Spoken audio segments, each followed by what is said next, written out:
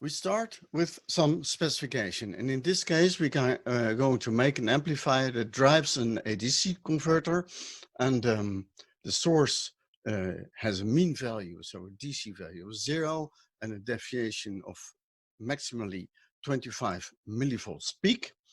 The source impedance is resistive, about 600 ohm, not very accurate. The load voltage should have a mean value of 2.5 volts, so DC 2.5 volt at the input of the ADC, and should have a swing, maximum swing of 2.25 volts. The load impedance is capacitive, and its filter impedance is of the input of the ADC, and it is 3.4 nanofarad. This is not, let's say, it's not a real case because you will seldom have such large loads. It can be on a very long cable. But in this case, it's very interesting to see how to deal with it because it's often a problem with operational amplifiers to drive capacitive loads. So the bandwidth of interest is 100 Hertz to 500 kilohertz. We want to have a full power bandwidth so we can deliver plus or minus 2.25 volts or 4.5 volts peak to peak up to 100 kilohertz. And the noise figure should be smaller than 3 dB and the supply voltage is 5 volts. That is a set of requirements, and during this lecture we want to discuss the design of this amplifier. And we only discuss design at room temperature. We're not going to look at temperature effects. So we have to convert all this into things that we can use for the amplifier. And here I put a list together of the object performance specifications for the amplifier. Let's say it's the description, an identifier, and a value. And the rate of change here is derived from is coming from the full power bandwidth of 100 kilohertz and the peak-to-peak voltage of 4.5 volt. Cost factors in this case, the power supply, environmental conditions, 20 degrees. That is a short list of what we have to deal with. So let's start with the design of the amplifier configuration, as it was the first step in our design traject. So we have to make a voltage amplifier, and we need to have a voltage gain of 4.5 volts peak to peak divided by 50 millivolts peak to peak. And if I did it right, it should be 90. So here is a model with a 2-port.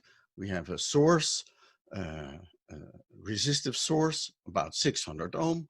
We should make a amplifier having only the parameter A fixed because we want to have a voltage at the load and not depending on the capacitive load.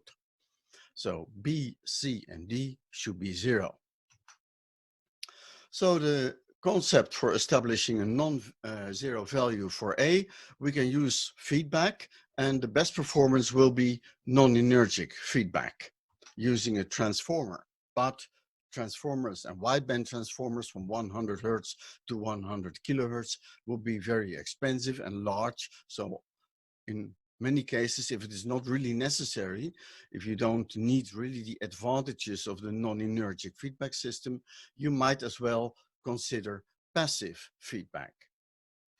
So with passive feedback, we know we increase the noise and the power losses in the controller. But maybe this price can be paid, and it's better to pay this price than to have expensive transformers. That's basically the trade-off that we are making. So this would be then the configuration of a passive feedback voltage amplifier. We are sensing the load voltage. We are dividing it by the desired amplification factor. So that would be 90. So here we would have a copy of the source voltage and we nullify the difference. That is basically what we are doing. And this is how we design negative feedback amplifier considerations. So we have then a non-zero value of A. We need parallel sensing. We have zero output impedance, series comparison, which means infinite input impedance. and all the other parameters will still be 0, exactly as we wanted in this diagram above. So this was the first design step. Let's now consider the noise. We have to find design equations and solve them for elements that contribute to somehow to the noise behavior. We have feedback resistors. If we select passive feedback, those feedback resistors will contribute noise themselves, and they will enlarge the contributions of the noise sources of the controller. So we have the controller equivalent input noise sources, and the noise model is like this. We have concluded from earlier study that the feedback resistors of the voltage feedback amplifier as we are designing is now the effect on the noise on the noise performance can be calculated as if their parallel connection is in series with the signal source. This holds both for the noise that's generated by the resistors themselves as the enlarged contributions of the equivalent input noise sources of the controller. Well, for this one, you see there's nothing enlarged. Vn, you can just draw it here. So Vn of the controller, the noise voltage of the controller is directly added to the signal source. But the noise current causes a voltage over the series connection of Rs and the parallel connection of Ra and Rb. So this contribution is enlarged due to negative feedback. And to keep this contribution as small as possible, we must make the parallel connection of Ra and Rb as small as possible. But knowing that this one is 600 ohm, it doesn't mean that this one needs to be 1 ohm or 6 ohm or whatever. That is really very small. Let's say if this one is already a few times smaller than Rs, the enlargement of the noise contribution is not noticeable anymore. It's only a few tenths of a dB then. So here is the complete equation for the noise. And here you see in this equation the contribution of this parallel connection, the own noise, the thermal noise of the parallel connection itself to that of the source, and the enlarged contribution of the current noise of the controller to the total equivalent input noise of the amplifier. So if we want to have a noise figure of 3 dB, it means that we can add as much noise as the source has itself. So we can, in a linear way, you say the noise figure is 2. You have 2 times more noise power than you would have only from the source resistance Rs. So then it means if the source resistance would give us the spectrum 4 kT Rs, then the total of this equation is allowed to be 8 kT Rs. Everything in this design is frequency independent because we have resistive feedback and we don't want to have any, let's say we want to have an instantaneous amplifier as well over the frequency range of interest. So a flat frequency characteristic. So showstopper values of SV, Si, and the parallel connection of Ra and Rb can be derived from this expression. Let's say Ra and Rb, of course, if as SV equals 0 and Si, so we have a perfect controller, so no addition of the controller noise or ignorable contribution, then Ra in parallel with Rb can be as large as 600 ohm to give us a noise figure of 3 dB.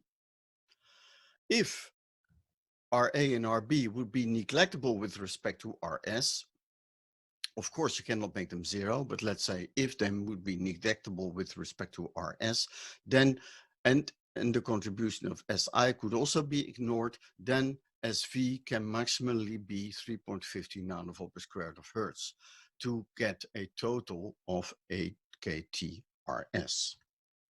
And the same you can do for Sin if SV of the controller equals 0 and this one Ra in parallel with Rb is much smaller than Rs, then you end up with Si times Rs squared, and then Si can be as large as 5.25 picoamps per square of hertz.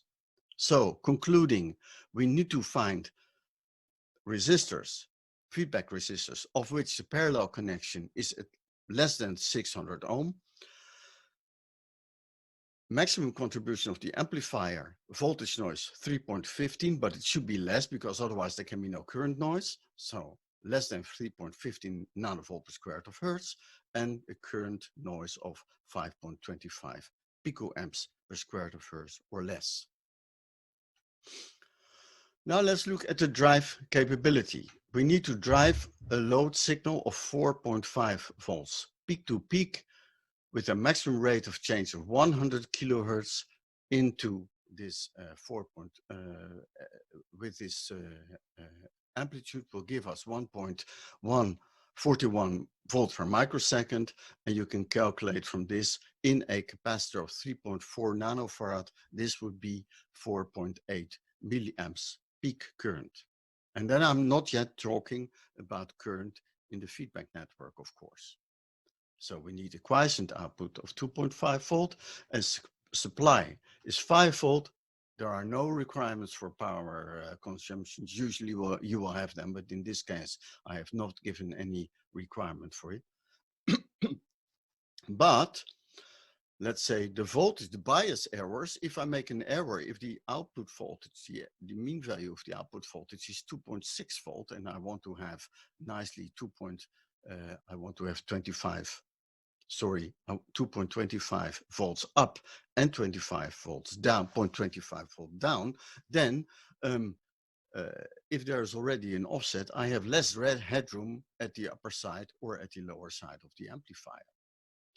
So I can use AC coupling for that, as presented in chapter 9, to keep the error as small as possible. And then here is, like, say, the picture. Here is the output swing. I have 5 volt power supply. This is 4.5 volts peak to peak. So there will be only 250 millivolts left here to the power supply. Bias errors. I need bias current in my operational amplifier. I have an offset voltage and an offset current, and those will contribute to errors. And maybe let's deviate a little bit from 2.5 volt, giving less headroom at the output. And this error I want to keep as small as possible. And the input common mode range, of course, is this. We have discussed it before. So here is a summary of what we need. Now let's study the biasing errors, and let's look if we do the biasing according to the scheme as had been discussed in chapter 9 it was. Then we could create with a divider here approximately 2.5 volt, make a, let's say, high ohmic path, a high resistor here to the plus input. So a low bias current would then create a very small offset error here, use AC coupling with a source and AC coupling here. So basically for DC, we have only unity gain and no large gain of 90, so not amplifying the offset voltage. And this would be a nice concept to have for our amplifier. And we can study then the contributions of the biasing errors like supply voltage tolerances, resistor tolerances, bias current of the operational amplifier, offset current of the operational amplifier, offset voltage of the operational amplifier, and see for the other components, what are the degrees of freedoms we have for the design. Well, for the noise, this is a voltage source now. It's like this CB is to make this a very low impedance, a 2.5 volt.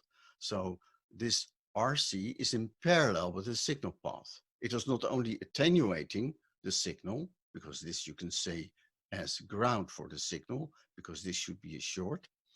So it is attenuating the signal, so making it large is required, otherwise we need more gain. And its noise, its current noise is added to the current noise of the operational amplifier. So we want to have this resistor for noise reasons very much larger than RS, giving us a noise figure which is almost unity. This was one of the exercises we did. Calculate the noise figure if you have a source with one resistor and connect another resistor to ground. What will be the noise figure? And maybe you remember it was 1 plus Rs over Rc. So making Rc infinite makes the noise figure unity. So for the bandwidth, we want to have this capacitor to be a short in the frequency range of interest. So if we want to have a -3 dB high pass cutoff, low pass cut, high pass and low frequency cutoff at 100 Hertz, then this decides the value, the minimum value we need for the capacitor. For accuracy reasons, of course, because if the source is not accurately known, then here we have a voltage divider. And also for accuracy reasons, we want to have Rc much larger than Rs. So there's basically no attenuation. For the power supply reaction ratio, we want this to be a short. This will be a filter in the frequency range of interest. So this sets a limit for the for this capacitor Cb. So that is basically what we are going to use for the design of the biasing. Now let's study the biasing errors, and for this we can put it in slide cap. We can make this here the parallel connection, the power supply, this series resistance, and only this one, because this for DC is not interesting. So this is here, power supply, the divider, the series resistance, and the feedback here for DC. And we can give them all their standard deviation and use the operational amplifier model with a bias current, a standard deviation of the bias current, which is the and the offset current, the standard deviation, and the standard deviation of the offset voltage. So the results are then here. I assume for the sake of simplicity that this one is much larger than the parallel connection of this two, because we want to have this large and we want to have a stable 2.5 volt here, independent of the current that we draw. So that makes that we want to have this one smaller, much smaller than the RC.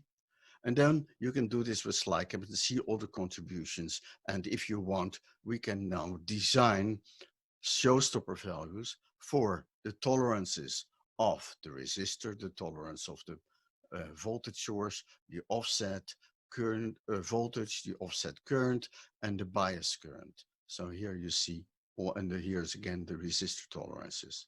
So in this way, we can do budgets similarly as we have done this for noise. Basically, bias tolerances you can see as you can treat it the same as noise. Let's go to the bandwidth design of the amplifier. So for the determination, let's find the requirement for the gain bandwidth product of the operational amplifier. And of course, we do not know yet what exact type of amplifier it will be. So we will make the most simple model that gives us some information about the gain bandwidth product. And this is like this. Let's just assume that we can have, and of course this will not be true, but we can complete it later on. Let's just assume we have an operational amplifier which has a very high impedance at the input, very low impedance at the output, and a voltage gain which has a DC gain and a gain bandwidth product, and then study how much we need for this gain bandwidth product in our application. So that for this reason, we need to evaluate the loop gain pulse product. We have seen there is a relation between the bandwidth of the feedback amplifier and the product of the loop gain and the pulse of the feedback amplifier. So let's study that. So here we have our system with a very simple operational amplifier. And here we have our load, but you see there's no pole left because there's a loop of a voltage source and a capacitor. So this doesn't give us a pole in the loop gain. The only pole in the loop gain is coming from the time constant that is formed by AO divided by 2 pi GB. So the loop gain pulse product is here. We have gain, AO, an attenuator, and a simple pole. So attenuator, gain, and one pole. And that is the loop gain. And the loop gain pulse product, you see here, this is the loop gain pulse product. So here we have the pole, here we have the loop gain, and the product, of course, is GB. And then we have a little bit attenuation. So the loop gain pulse product is this. And then we can see, well, the gain bandwidth product that we need is 1 over the attenuation. So let's say it's the amplification factor times the required bandwidth. So 45 megahertz we need at least if there are no other contributors to bandwidth limitation, to poles. And of course, let's name some. There will be probably an input capacitance, there will be common mode capacitors, there will be an output resistance that is non-zero. So this is really a little bit optimistic. Probably we'll need something that is more than 45 megahertz because of other contributions to the loop gain pulse product.